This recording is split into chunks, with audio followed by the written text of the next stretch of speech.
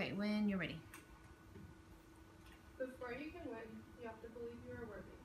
A quote by Mike Ditka, a player and coach in the NFL Hall of Fame. To me, this quote means you're going to lose if you don't believe in yourself. The question I researched was how does self-doubt impact an athlete and a person? But first, let's set up definitions of self-doubt. In sport, it occurs when a player second-guesses their ability or has a stronger belief in their opponent's ability. And in life, it steals the ability to act and our ability to love ourselves.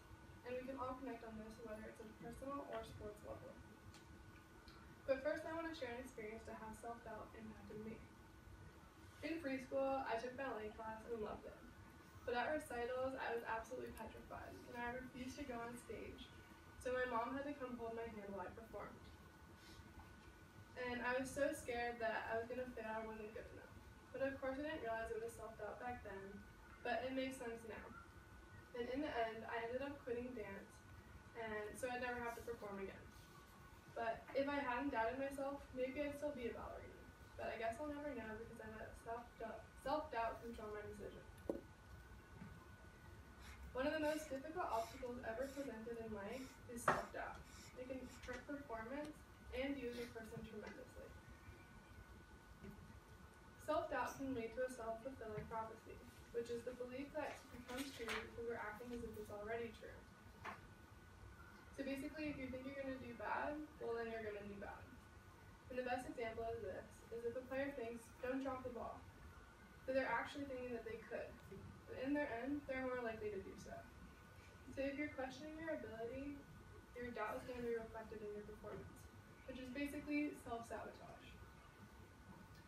But not having self-doubt goes hand in hand with physical fitness as an athlete.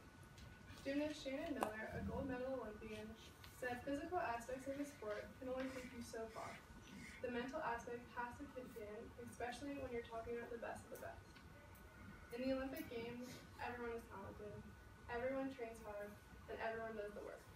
What separates the gold medalists from the silver medalists is simply the mental game. Though, in certain situations, having those butterflies can make you do better. In a study, 28 participants were taken who thought they were moderately good at jumping rope. They were told to do 2 one-minute trials.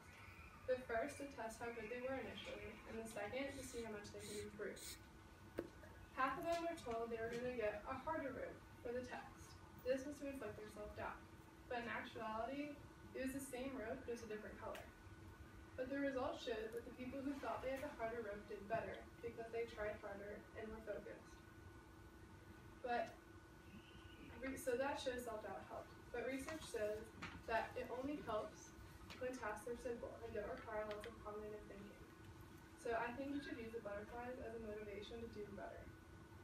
But the effects of self-doubt can range from little to major harm to an individual.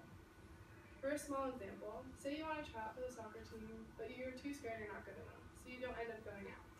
And it's temporary relief because you're not scared you're going to get cut. But in the end, that ends up hurting your self-esteem. Psychologist Leon F. Seltzer says, whenever you succeed at quelling fear and anxiety through backing out of something, your self-esteem takes a hit. But it can also have more serious effects, such as depression and anxiety. In a TED Talk I watched, Ellen Morgan let self-doubt control her life for 33 years. At times, she wouldn't leave her house for days because of the fear of putting herself out there. In the end, she became depressed, an alcoholic, and was addicted to smoking. Slowly, she worked her way out of the self-doubt and became more confident and happy, but it still hurt her for more than half of her life. Self-doubt is natural. I let it get the best of me in ballet class. But you need to work hard at countering it because it can have a wide range of negative effects. Next time you catch yourself doubting you, realize it, tell yourself you can do it, and use the doubt as a motivation.